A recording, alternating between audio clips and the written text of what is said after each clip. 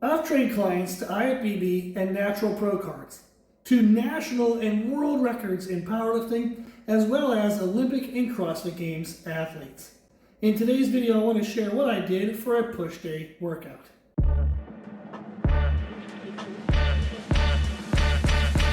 Last week, I got to go to one of my favorite gyms, the Fitness Factory of Charlotte, and I way overdid my training volume, so I annoyed my shoulder a little bit, and I was nursing that leading into today's workout. So I started with internal and external rotations for the shoulders to get some fluid flow into the shoulder and get my body warmed up. I started with the internal rotations because that is the easiest of the two. It's the safer way to start the movements. And then I switched to the external rotations, and I switched to a band because that then freed up the cables so I could start my cable crossovers warm-ups. I always do some type of chest isolation before I do my presses, so that way when I go into my presses, my chest is the weakest muscle, and therefore it takes the most amount of stress in my pressing movements, and that helps me build up my chest. Since I have short upper arm bones, my triceps tend to take over in my presses. So if I don't pre-exhaust my chest, my triceps will actually take the brunt of the work, and all of my pressing movements tend to be more tricep builders than chest builders. So when I switched to doing chest isolation movements before my presses, I did see a lot more chest growth. So I would always recommend that to clients, and that is what I do with clients, is have them do some type of chest isolation work. The maybe caveat to that is if they're relatively low in strength, we might need to develop their strength first and then implement pre-exhaust.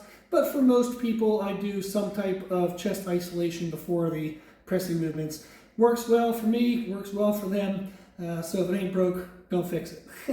So after the cable crossovers, I went into the Smith machine incline presses with banding from the bottom. The banding from the bottom forces the body to be very stable and braced the entire time. Since I'm nursing a little bit of a shoulder issue, that extra tension from the bands helped lock everything in, and it actually increased the safety for my shoulder in my heavy pressing movement. Also, that movement is heavier as you get towards the top, and that actually engages you to flex your chest harder through the full range of motion. So it can seem like banding from the bottom would actually make it more tricep dominant, but if you've pre-exhausted your chest, banding from the bottom actually exaggerates the feeling of the chest having to work harder during that pressing movement. So it's a great way to build your chest and get an extra chest stimulus out of your compound movements. So I did that at an incline, so that way I could also work on building my upper chest as well. So that went really well, like those two movements. I then went into dips to finish off anything in the chest, but that was mostly just to finish off my triceps.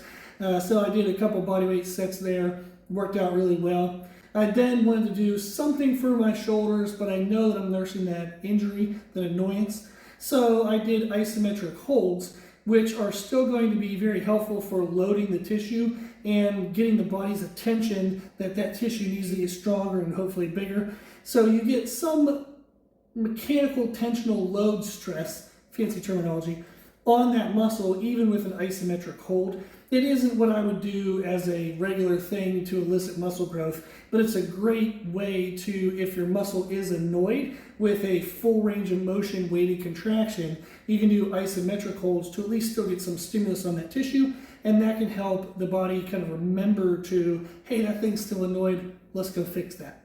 So that way it can speed up the recovery for my shoulder. So that was what I did for my workout. It went really well. Again, just warming up the shoulders with the internal external rotation, cable crossovers to pre-exhaust my compound press. I then went into dips to finish off the chest and the triceps, and then the cable isometrics to finish off the shoulders. Really fun stuff. Thought it was interesting to share. If you have any questions, let me know in the comment section below, and thank you for watching.